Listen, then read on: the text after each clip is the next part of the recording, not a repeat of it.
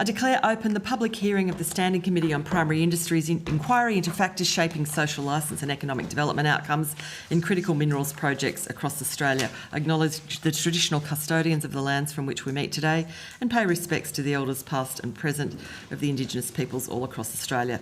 This hearing will be audio broadcast and the transcript of proceedings will be published on the Parliament's website. And I would now invite members of the committee, commencing to my right, to introduce themselves to our witnesses. Tom Venning, member for Grey. Jamie Chaffey, member for Parks, also the Shadow Assistant Minister for Resources.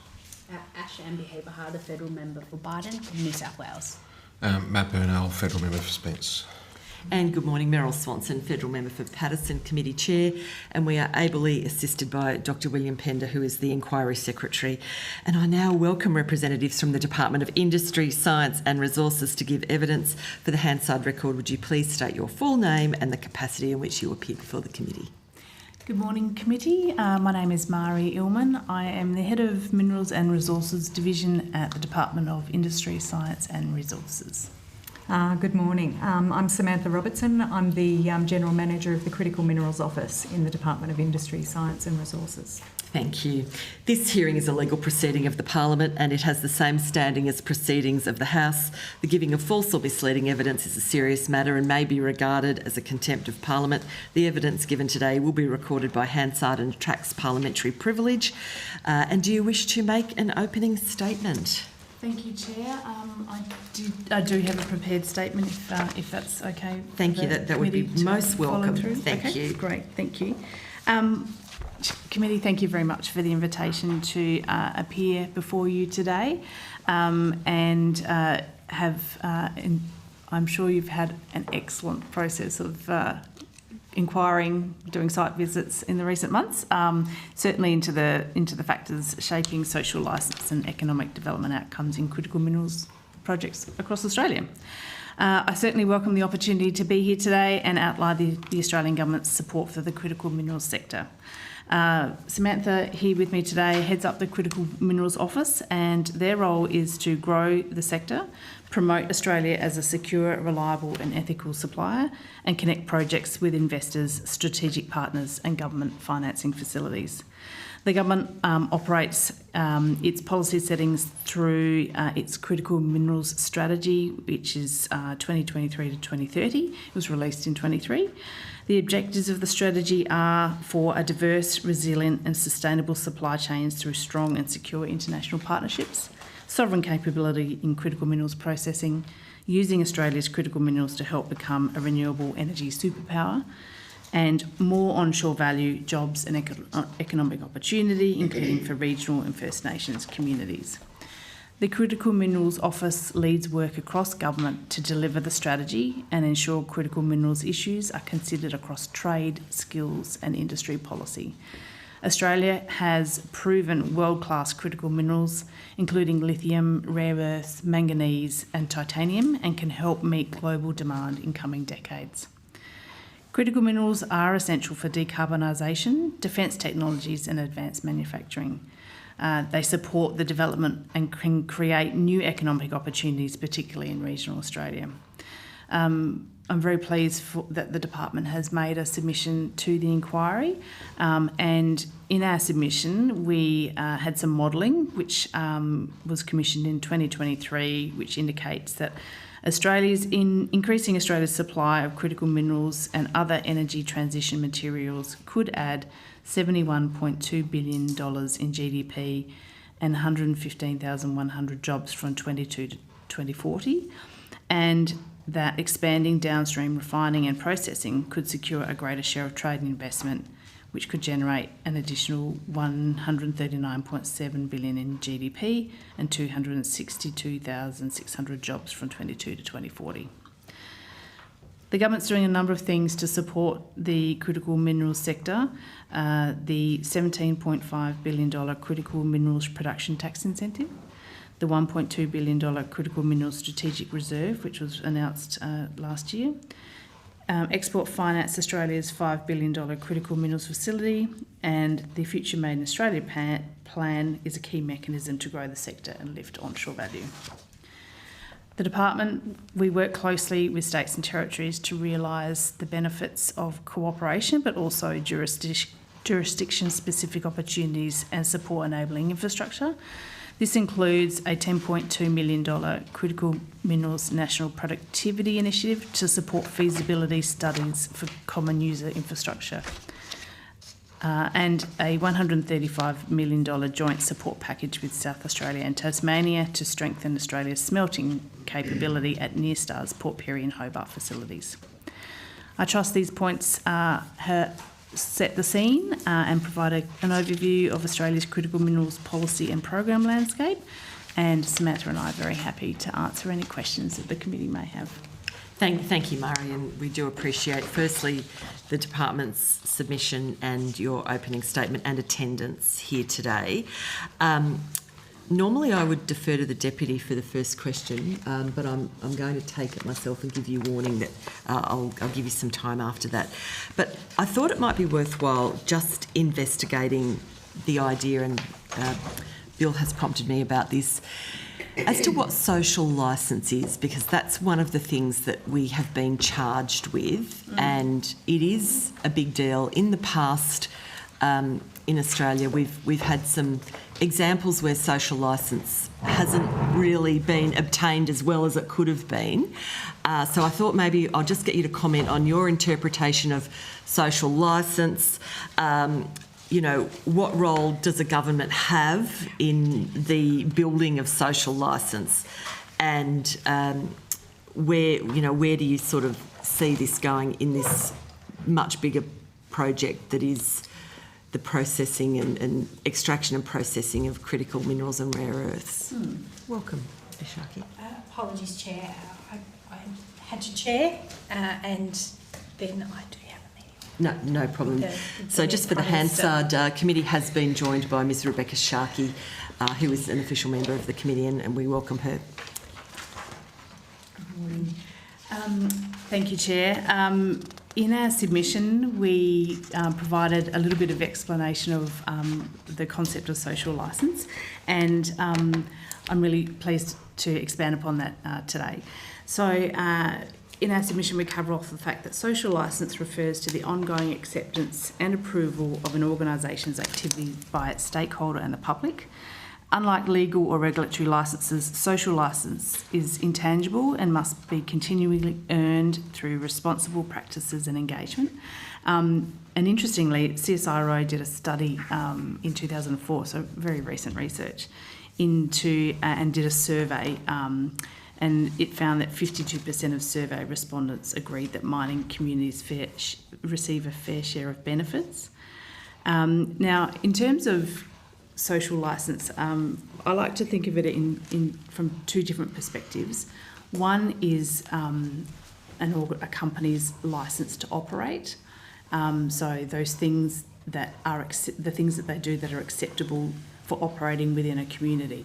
Do they have good consultation processes? Are they embedding themselves in the community and working with the local community to make sure their project is understood and planned for and compatible with just the life and ongoing operations of a community?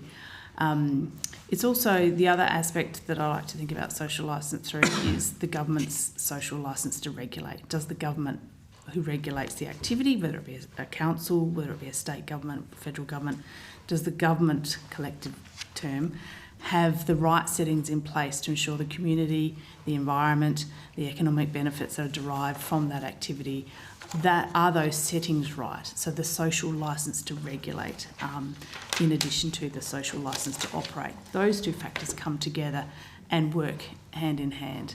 In terms of social licence to operate, Australia, it is actually supported by the fact that Australia has a very robust set of protections around our environment laws, workplace relations laws. So they actually are quite compatible concepts.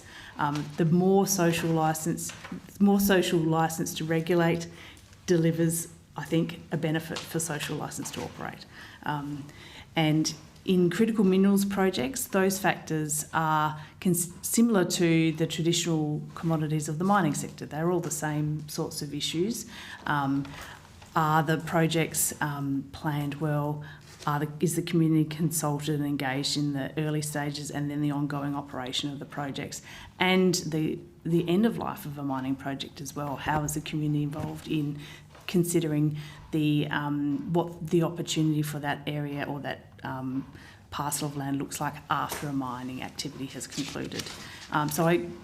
Similar to critical minerals and traditional mining are the same and very similar sets of issues.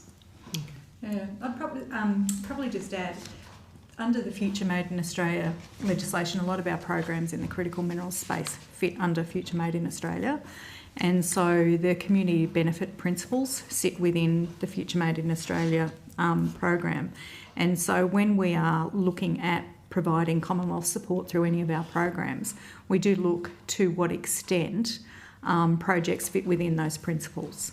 And obviously there's consultation that concluded just recently on that, and the government's considering where it further goes with enacting the community benefit principles.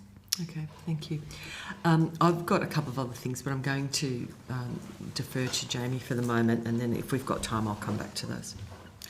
Thank you, Madam Chair. I certainly have a few myself, but I'll start maybe just asking for a bit of an expansion on your earlier comments around the state and local government's involvement, particularly in the social and the economic component of these projects. We've seen a lot of our submissions come forward from local government, I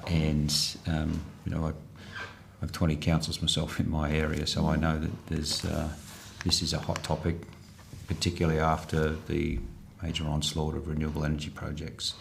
And I would be interested in that more economic rather than the regulatory space that you've spoke about. What should be the focus, I guess, of state and local government as we go further on with our hearings and consultation out in community in that space that we should expect? So I think, having read a lot of the submissions, the state and territory regulation features very strongly. And I think there is an acknowledgement, I think even with some of the submissions from mining companies themselves, that a lot of the involvement of community hasn't been done particularly well in the past. And as you would know, once you get some really bad, egregious examples, they're the ones that spread. It's getting the good examples where people are engaging with communities and well. And I noticed, I think in one of the submissions they were talking about the fingerboards project in Gippsland, for example. And so, yes, their first environmental assessment by the state of Victoria was quite lengthy and had, I think, over 70 recommendations in what they needed to do to change their project. And so in consultations that we've had with them since, they're actually actively looking at responding to community consultation, and I was quite impressed with how they're trying to bring the community along with them. With what's happening with states and territories, obviously they've got their regulatory pathways that the Commonwealth, can't change, but with the reforms that have been happening through the EPBC Act, I do think there's an opportunity to look at where there is overlap and to see if that can actually be ameliorated to some extent so that you smooth the path while also not, minimising any appropriate consultation that occurs as part of that process. Sorry. I would make the point also that the EPBC reforms that are being enacted at the moment, that's actually not through the Department of Industry, Science and Resources, that's through the DQ, and I'm not going to spell that out in full, sorry. No, that's okay. And local government? So what is the role of local government? I would hope that mining companies are actively involving local governments in those consultations. They're the ones that are dealing with, the immediate planning issues. It's not just at a state and territory level. I probably put inappropriately in my answer lumped, state and territory government with local governments, and that's not what I mean to do at all. I would see that as a very separate consultation process. Certainly around the infrastructure, the roads that the councils look after and maintain. And if you're looking at increased traffic of mining trucks, you've got road maintenance issues. You also have the mines and the rate base that they provide when they're a productive mining activity. What happens to them when they conclude their productive mining life? It's an impact on the rate base for the council as well. In addition to the social infrastructure that comes up around a mining community, your housing, your childcare, all those factors which are certainly alive issues in regions generally, mining industries generally, but also if you see an uptick in critical minerals projects, they will come with that too. Excellent. Now, do we have any other members of the committee that want to take up a line of questioning at this point? From me, Chair. Thank you. Maddie, if you've got something, Yeah, otherwise... thank you, Chair. I'm interested to get a bit of an understanding about the plans that are in place to ensure creation and maintenance of skilled workforce in the mining sector and mineral processing industries. What needs to be done to ensure skill shortages don't hinder development of Australia's critical minerals sector? So under the critical minerals strategy, we do have a pillar around workforce. We work with our colleagues in the Department of Employment, Workplace and Relations around skills needs, and you would see a lot of the skills that are required within the mining space are actually areas of shortage with Jobs and Skills Australia. I know that companies work very closely with educational institutions to try and promote the diversity of work that occurs within, I guess, the mining sector. And also looking at STEM careers as part of that, and some, depending on I guess the company itself, depends on the extent to which they will outreach within communities and schools to actually try and grow and skill their workforce. Thank you. Am I allowed to ask more please, questions? yeah, Okay. The other thing I'd just like to get a bit of an understanding is considerations from government to recovering critical minerals through recycling or urban mining. Good question. So Geoscience Australia has, which is an agency in the industry portfolio, has published an Atlas of Mine Waste, or Atlas of Remining Potential, which is its more sexy name. And that is the first time that's been published nationally, so it's a national map, and it looks at the opportunities in tailings from previous mining activities to recover critical minerals, which are a really small element of the remaining or the tailings. So that's one aspect of recycling, and that work, that research that GA has done, enables the industry to take another look at those former mines and mine sites as an opportunity instead, rather than actual undertaking greenfields exploration and mining activities. So that's one aspect. In terms of recycling, it's early days, I think you could say, in Australia's journey on recycling. We are certainly expert at the mining and the extraction process, but the potential for recycling is primarily in the tailings, but moving into recovery of products through circular economy and product stewardship arrangements. Do you have anything you can add on that at this point? Not really. I think only just to reinforce what you've said around its early days, like we're still trying to grow our domestic processing capability in this space to start with, and I think that's certainly been our focus. Yeah. I think the opportunities that then arise beyond that to do recovery, we really need to have the processing capacity in place first. Yep. Interestingly, sorry, Matt, we just wanted for the department's information. We have received a submission and information on an outfit called FlexiLab up in the Greater Whitsunday area, and they have a pilot-based processing plant of rare earths, but they're looking at coal tailings as an initial going through those and trying to take out rare earths and critical minerals. Which is a great opportunity for Queensland, where the coal industry has been so successful and big for decades. Sorry, Matt, I Great didn't mean to cut you off. opportunity. No, the only the thing that I wanted to just tack on the end on that basis is there more work that needs to be done with local government authorities around the sortation of waste so that we can better collect. Oh, do you mean like batteries or those sorts of recycling? Certainly it's a stream of opportunity.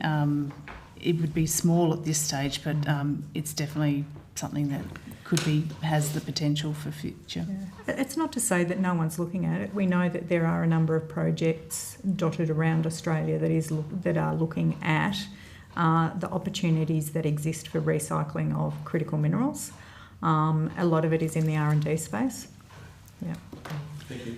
And just on that, I did want to make the point. I know you mentioned the EPBC Act, but I think one of the really critical things here is the engagement of all three levels of government around approvals, because I hear time and time again from the industry that the approvals process is so clunky, and I don't know how we do it better, but I know the EPBC will be the changes to that will form a plank of that. Yeah. But again, we do hear, projects that are keen, they've got their blocks ready to go, and the timeline of approval is just prohibitive.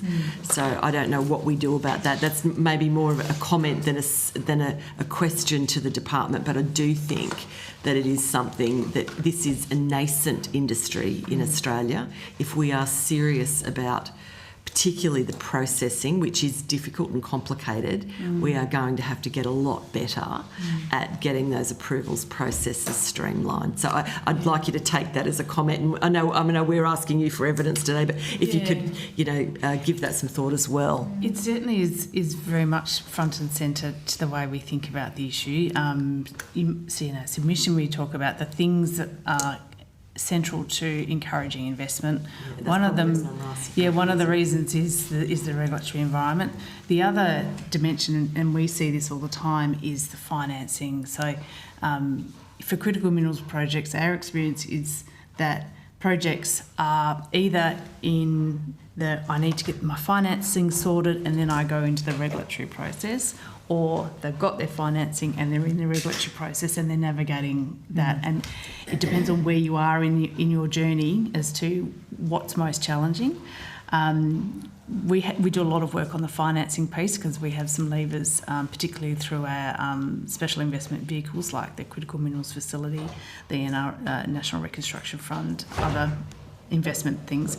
But the work on the regulatory space is harder, more patient work needed, because you do have all levels of government to work with there. Samantha mentioned the EPBC reforms as one plank of it. Another thing the government has done is announce the investor front door, which is that single point of entry into a regulatory process. That part of that investor front door was announced as part of the Future Made in Australia reforms, and it's especially designed to tackle this long-running issue of navigating the regulatory process. And it's intended to be a single point of entry for companies to go to for support when developing a large project in Australia. Now, critical minerals may be small projects, so that's kind of it's a fit question.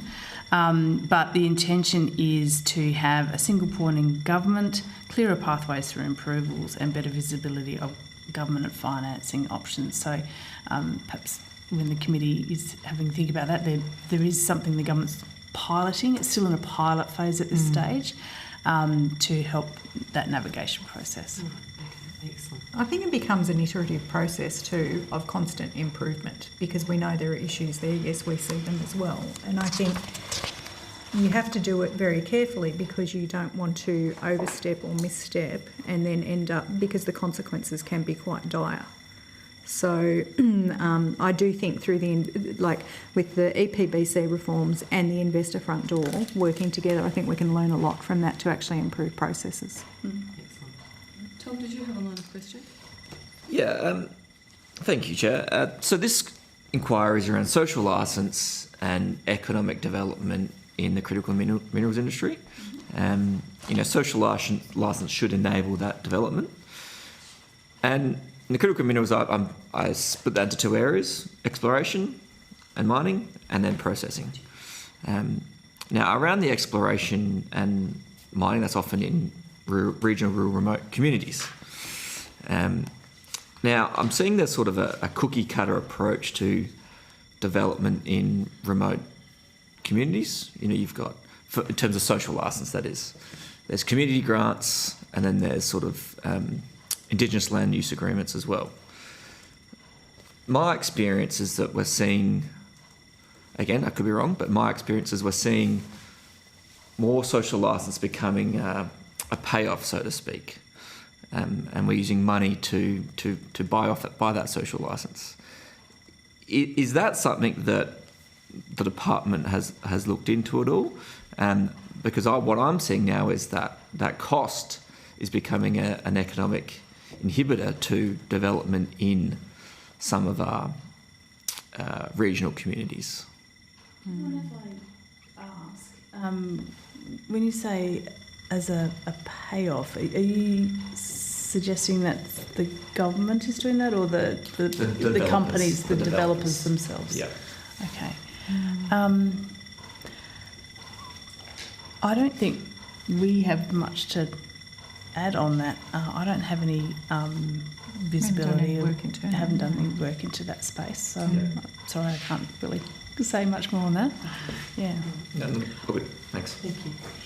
Deputy. So you may not be able to answer my question either, but I'll ask it anyhow. In local government world, in mining specifically, there appears to be a fair bit of conflict around the process of voluntary planning agreements between the proponent and local governments. In New South Wales, it's the state planning that really dictates the process, but there is no set formula. So there's no confidence from either the local government area that would have that added pressure you talked about on roads, rubbish, housing, the social issues, nor for the proponent to know exactly what it is. It's a negotiation process. From your perspective, would that be better off to be a national approach for, let's say, critical minerals, because that's what we're talking about, to further develop? In the majority of these locations, they are smaller, populated areas, smaller councils, financial capacity to, I guess, deal with the onslaught or the increase in activity, the pressure that it puts on. So rather than their ability to be able to do that negotiation, some of these councils don't have adequate skilled staffing as well. So the outcomes tend to be very varied when it comes to voluntary planning agreements with the proponents. In Western Australia, we've seen very successful use of state agreements with major project developments, like all the oil and gas projects off the northwest. And I think in the set of issues and challenges you're describing, those have been well worked through to a degree in Western Australia through the state arrangements with the state government. So the question of whether it's a national versus a state responsibility, I think on this occasion I would point to the experience in WA with using state-led arrangements to bring focus to the planning, to troubleshooting those sorts of development type issues as a way that has worked in the past and perhaps can be considered for critical minerals projects in the future. No, I think you make a really good point in that a lot of, and I think it was made in the submissions as well, is that often the local councils don't have the capability or capacity to be going through and extensively looking at some of the planning materials that are submitted. I think I'd be reluctant to offer an opinion on what a state or territory government or local government should do in that situation, except acknowledge I did read it in the submissions, and yes, it does look like it is an issue for many councils. Mm. Would you agree that a national approach would be fair and equitable across the country? I think that then you take away that local tailoring of solutions and that local knowledge of the community that is represented by that particular council. It is quite a tension, I think, because you really want to have your local councils involved in that decision making to represent, I guess, the communities in which they live. They know the infrastructure, they know what's there, what's needed. If you then move that to a national level, I think how you would then bring that in could be quite complex. And I think, if I can just offer some additional thoughts on this. Is this where we have the interplay between local government and state governments if we have projects of significance? If we're talking about big projects that may be beyond the means of a local government entity, then is that not when state planning instruments are triggered and there is a level of expertise that's offered by the state? Is that our understanding of this across the country? I know from New South Wales that's the case, but I don't know that that's the case across the board. I am not familiar with those requirements state by state. I'm sorry, Chair. Sure, no, that's okay. Only to offer the WA state agreements process that has underpinned major project development in WA. It's a similar example to New South Wales.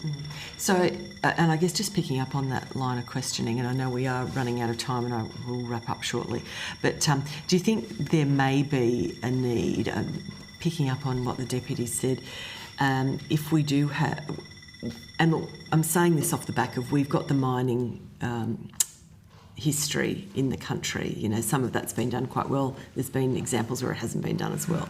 So we've got lessons to be learned from mining, whether it be coal mining or iron ore extraction. But do you think there is potentially room for improvement, I suppose, from a departmental point of view with these projects? You know, we're seeking to expedite this industry. You know, is there a need for us as a Commonwealth to look at how, and do we even have jurisdiction over this? We possibly don't. To look at, you know, state planning instruments and how they intersect with local government instruments. And I suppose this is the EPBC Act coming into play as well, but it does seem to me like it is an area that we're going to have to pay some attention to, even if we just understand what's currently available. There are jurisdictional issues, yes. But often it's tackled through place-based approaches or regional or hubs or clusters. There's many different names. You know, there are provinces, mineral provinces like the Northwest Minerals Province in Queensland. You would have heard about, I mean, places like Kalgoorlie become a cluster of mining and processing activities. So I think encouraging the place-based is a way of bringing all the various interests together, state, Commonwealth, local, to have that regional place-based approach. And we certainly, I think it's been tried over the years, and I think continued refinement of a place-based approach is ripe for critical minerals and the development of the sector going forward. And look, the only other thing I just wanted to check in with the department, obviously we're conducting this inquiry. We've had a number of submissions come through, and I'm very pleased to see that you've taken interest in them and read them. Thank you for that. Are there any that sort of stood out to you as a department that you would like the committee to focus on or have some priorities with, or that might align with the department's priorities? We're obviously going to be out and about across the country doing hearings, but we want this to be a useful exercise, not trying to take away the independence of the committee at all, but I think it's sometimes useful to... So in going through and looking through through all the submissions, we actually did sort of pull out, I guess, a number of themes that came out. Certainly, one of the themes that we noticed was around engagement and procedural fairness. And I think we've talked about that here with the engagement of communities, the engagement of local councils, and making sure that the engagement is procedurally fair and I think can be seen to be influencing decisions. There was a lot around, I think, stakeholder consultation fatigue, and I think that gets back to the point that you were making around having that capability and capacity at the local government level, and it's not just with local government, but I think it's with the people that are impacted by that as well. I think there were a number of submissions that talked about native title and traditional owners getting free, prior and informed consent, and I think capacity constraints for prescribed bodies, corporate and other First Nations institutions. I think the other one that came up was around land use conflict between agriculture and mining, and I think that is particularly why I pulled out the Gippsland project, because that project is very much within a verdant farming agriculture area and close to a river, and so that is where they're actively taking that feedback on board and completely changing the project to take account of that feedback. The other, I guess, themes we pulled out were around economic development and value adding. And I think common user infrastructure and industrial precincts particularly came out and were cited as those enabling mechanisms for scaling domestic processing.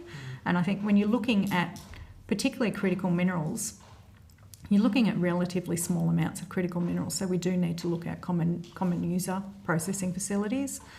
And I think workforce housing, local benefits, that certainly came up as another theme, which you would expect, and then the approvals process, which you've already discussed today. So I don't know that there's anything new that we picked up through that process. Yeah. Thank you very much. Does anyone else have any issues they'd like to raise?